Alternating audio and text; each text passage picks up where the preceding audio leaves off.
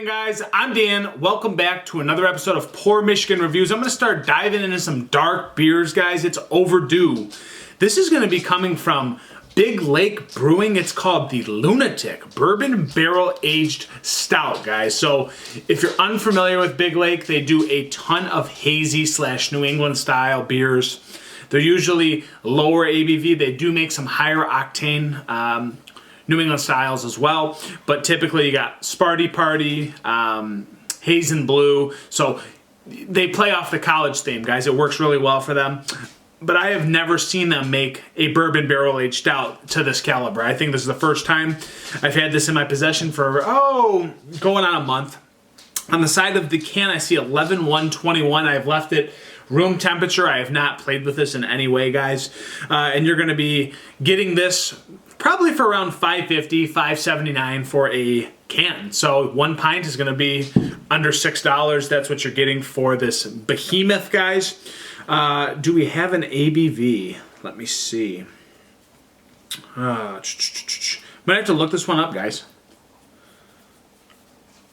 On the side, we have a dark, rich, and chocolatey bourbon barrel-aged stout. There's no extra information that I'm seeing, so let me look this up real quick because I like to know what I'm dealing with stouts, guys. This is probably a big stout. Who knows? Let me see. The Lunatic Big Lake. Sorry, I should have done some research before I got here. They're listing this as 14%, so that is insanity, guys. I was not expecting that. It's a little bit higher than I thought, so let's crack it. Big carbonation. Big, big, big, big, big. Wow. Freaking Coke coming out. Go to a little pour. Got the small specialty glass. Let's go. That's pretty dark, guys.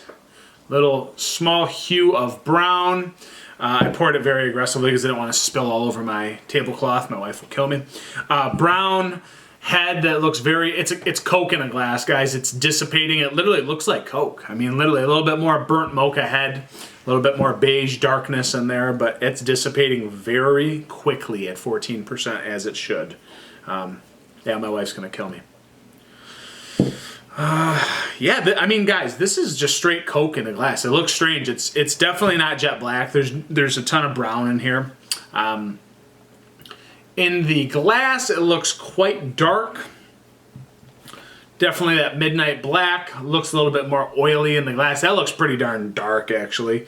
As I'm looking through it, you're not seeing through this one by any means. There's a little bit of brown hue on the bottom, but that head, guys, fading away very quickly. That looks very thick.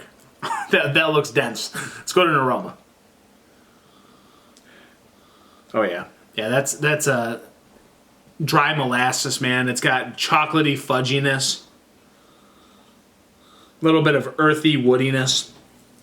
In some stouts, I tend to get like dark fruits, like raisins and figs, and I'm picking that up quite well in this one. And then just some more dark chocolate, man. I mean, some milk chocolate and dark chocolate, both combos. I'm diving in, guys. This is a big beer.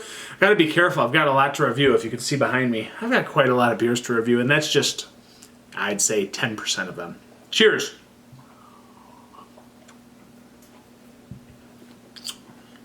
Oh, there's the wood. Bone dry. Bone dry. You really pick up the woodiness through the middle and on the back, guys, but it is dry as a bone. There is no milkiness, no sugariness to this back end. That's just what it is. Oh, my dog almost choked. I almost cut the camera off, guys. You all right there, dude? Might have to speed this up. My dog almost died on camera. Okay, that's not good.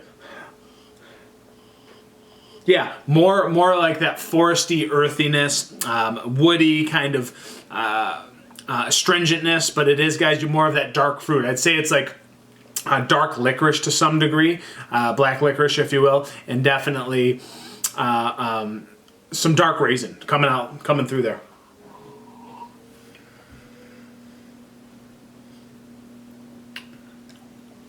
Dark chocolate, baker's chocolate,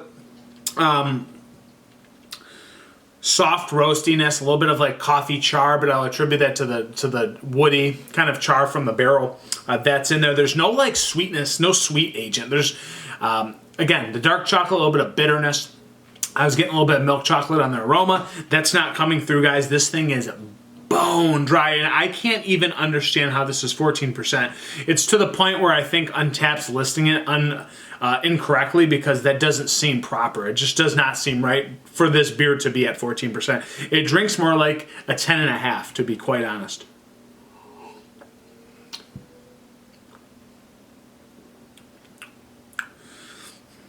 As I'm getting used to it, a little bit more watered down. I was waiting for a little bit more flavor to kick through, but it really zapped my palate at first, and now that I'm getting used to it, the flavors are kind of being washed out, guys. And again, it seems like it's a lighter drinking stout that's lacking some depth. I don't know how that happened so quickly, but I think my palate's just accustomed to picking these things up very quickly. Certainly a good tasting stout. Like I said, bone dry, guys. Now, as I dig through it, it seems to lack some layers. For some reason, this got watered down as I drank it. So I'm going to have to ding it for that, because I thought there was more complexity underneath, and now I'm seeing it kind of lack some of that. Those things that I was saying in the beginning, like the chocolates and the dark fruits, those have faded. I just get bone dry woodiness.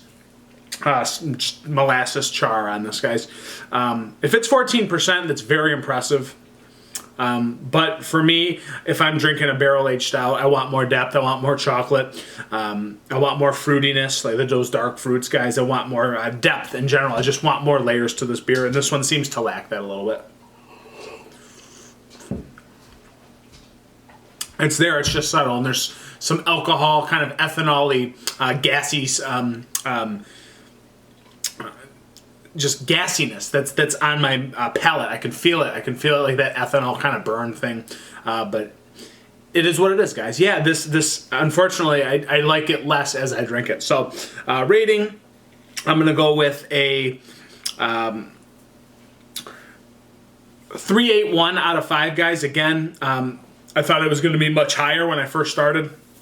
But the depth really started lacking for me the more my palate warmed up to it and got used to the flavoring coming through. And yeah, maybe I'm just being picky, guys. I'm used to some world-class beers. But yeah, 3.81 out of 5. This has been the Lunatic. Thank you so much for joining me today, guys. Maybe hit that subscribe button. I see a lot of you watch my videos, but you don't subscribe. Why don't you think about it? If not, love you anyways. I'm Dan. I'm over and out. I'll catch you on the next one. Cheers.